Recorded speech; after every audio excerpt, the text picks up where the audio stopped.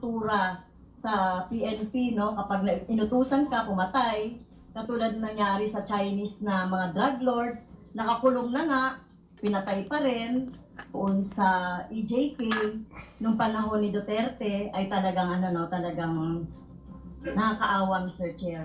In addition, Mr. Chair, to the manifestation of the Honorable Romulo, I respectfully move that we recommend Colonel Mendoza and Nelson Mariano for Witness Protection Program, Mr. Chair, so they can help us solve and prosecute and conclude this issue surrounding us, because it now appears that the program against dangerous drugs was used not only to go against the real perpetrators, but even against competitors, as shown in the previous hearings, and even for purposes of political vendetta.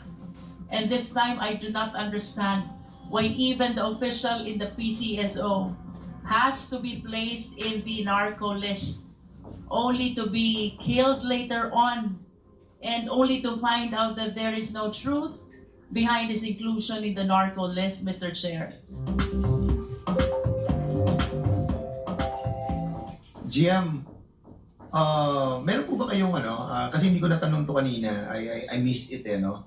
Doon po sa PSS SLI, sa Public Safety Savings and Loan Association, meron po ba kayong 20 million na cash deposit doon noong 2020 and 2021? Yes, Mr. Chair, may deposit po ako. 23 million na nakadeposit sa doon? Yes, Mr. Chair. Or more than that? No, Mr. Chair, kasi meron na akong dati So saan ang galing yung pera? na dinedeposit ko na nakadeduct po. Saan sa galing akin. po yung perang 23 million? May binenta po ako na galing po sa mother ko when she died, Mr. Chair. Ano po ang property yun, Madam GM? Yung pong 5 sets na jewelry niya po na napundar niya for 15 years. Okay, kasama po ba sa salian to itong pinasok nyo rito? No, Mr. Chair, kasi po gratuitous, it was only turned over to me nung later part na lang po. Nakakagulat naman po, no? 2020 saka 2021 yung pinasok ng 23 million. At 3 million ka po. Si Chairman ako, 3 million lang daw yung kanyang Public Safety Savings and Loan Association. Kayo po, Colonel, 23 million. Hindi po kayo nagugulat sa pinasok niyong pera? Sige, Chairman. Is that your capital contribution for Peace Life? Mr. Chair, it was kasi later lang. Hindi, Yes po, sagutin yes. mo ako. Yes, Mr. Chair. May limit yung, wala bang limit yung capital contribution for Peace Life, just like Ups Life? Can I explain, Mr. Chair? Tinatanong nga kita eh. Yes, Mr. Chair. During that time, parang inopen kasi. So, sabi ko, okay, ilipat ko na lang yung better kasi tumutubo po.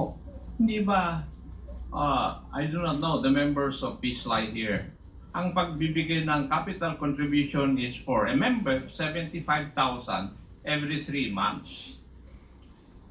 Pag hindi member, yung kamag-anak mo is mas maliit kaysa 75. Nagtataka ako, bakit ikaw umabot ng 23 million? Isang Hindi po. bigay yun? Hindi po isang bigay, Mr. Chair. And how many tranches did you contribute that to your capital contribution sa Peace Life? I did it twice and paglipat din ng That's, other. Mr. Chair, that's unbelievable. Kaya nga medyo nagtataka lang ako. Dalawang bigay yung 23 million doon sa PSS Live noong 2020 saka 2021. So, hindi ba to 23 million ng 2020 saka 23 million ng 2021? Are you sure? Yes, hindi po ganun. So, total na to nung 2020 at ang 2021. Accumulate, yes po, total na po lahat. Total to 23 million. So, we will be asking General Managuelot as well, the president of the PSSLI, no, para makita po natin yung amount kung nagsasabi po kayo ng totoo. You remember nung August 18, 2024, when we started the investigation of the Davao Colony incident wherein Superintendent Padilla was here and nag-start na po yung mention about you and Commissioner Leonardo. Do you remember, meron ka bang bangko sa PS Bank sa Mandaluyong? Yes or no? Yes, Mr. Chair. Did you withdraw 15 million during that time? No, it's not 15 million. Baga withdraw mo? I 20? No, Mr. Chair, 10, Mr. Chair. 10 million Yes. ang withdraw mo? Okay. Where did you get that amount of 10 million? Savings ko po yun. Savings din also. Yes po. Ang dami mo naman savings sa GM Garmer. Meron ka ng savings sa PPSLI, may mga properties ka pa. At you remember your houses sa Cebu? You have 3 houses sa Cebu. No, Mr. Chair. Wala kang bahay doon?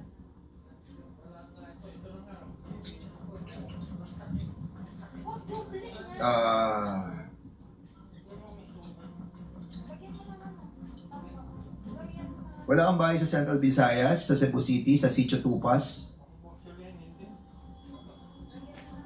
We will find out. Sa Cantipla 1, Tabunan, Cebu City. Cantipla, Was that the, Mr. Chair? your house. Ilang beses ka nakita dito? Nagpunta po ako, Mr. Chair. Pero Correct. Cebu City, sa may Transcestal Highway. Cebu City. wala din po, Mr. Chair. So yung sa Tabunan ay sa iyo na bahay. At can I make an explanation, Hindi, Mr. Chair? sabihin mo lang muna sa akin. Opo, opo. Yes, bahay mo yun. Yan, no. How much did you buy for this property? I did not buy it, Mr. Chair. Kaninong bahay ito? Actually, there was an old house. And during that time, when I was the city director, Mr. Chair, Paano naging sa iyo kung hindi mo binili? can I will explain Sige, go ahead. if you will allow me, Mr. Chair. Yes. I'll just get my notes. Okay. During that time, Mr. Chair, nag-establish kami ng detachment kasi daanan po kasi yan ng mga mag-exit from Cebu City, ginagawang exit po yan going to the province. Yung po yung kasagsagan po na maraming mga incidents po ng mga patayan or something. So I want to secure the boundary para hindi makalabas. Madali pong i-confine yung lugar kung sakali. So nag-establish kami ng detachment po doon. And nakita ko po, may area doon na inalaw naman kami to establish and there's an old house. Okay. So kinuha mo yung property yun. Can I explain further? Paano? Hindi, Yes. What you're trying to tell us that naglagay kayo ng detachment just like in Hilltop na naglagay ka rin ng detachment na ginasusan mo ng almost 1 million pero yung bahay mo nandun sa may taas. Is that correct, di ba? Ganun ang sitwasyon mo eh. Yung detachment nasa ibaba para mabantayan yung bahay sa taas. Yun yung sa Hilltop. Yung dito sa Cebu, Hilltop. meron din kayong detachment and then meron din property. I'm referring to only one area, Mr. Chair. Okay. It's not a... So isang yeah. detachment lang to na pinag-uusapan natin. Yes, Mr. Chair. And during that time po, marami po mga officers na nagpatayo din ng property to allow to mention. Gumaya lang po ako, Mr. Chair. O sige, Ang sino? usapan lang naman dun is, bawal magputo ng puno, magtanim ka ng magtanim, alagaan mo yung lugar. So sino yung mga sinasabi mo mga So, officers na there's meron a din? 4-story house dun owned by General Medina. May bungalow po dun sina Sir Sinas, kina General Delvo, General Lee po, may container van, sina Sir Minong, Pem Solante, may house po and a cockpit arena po doon. Meron din pong foundation lang po na hindi natapos, owned by 2 generals and other police officers po. Can you submit that copy of those personalities that you have mentioned? Yes, Mr. Chair. I want to some personalities that you have mentioned to us. Okay. Si Chuck Barondog, meron ding bahay doon? Chuck. Colonel, meron ka rin bahay doon sa Hilltop? Thank you, ma'am. Sir, Meron ka rin bahay? Yes or no? no, sir. Wala kang bahay doon kay ni Ibon? No, sir. Sa Hilltop? In Cantinflas, sir, no, sir. Speak louder. Sir, no, negative, sir. Wala kang bahay doon, ha? No, sir. Rialdo, Hector. There's no second chance in horse racing. It all comes down to those 2 minutes.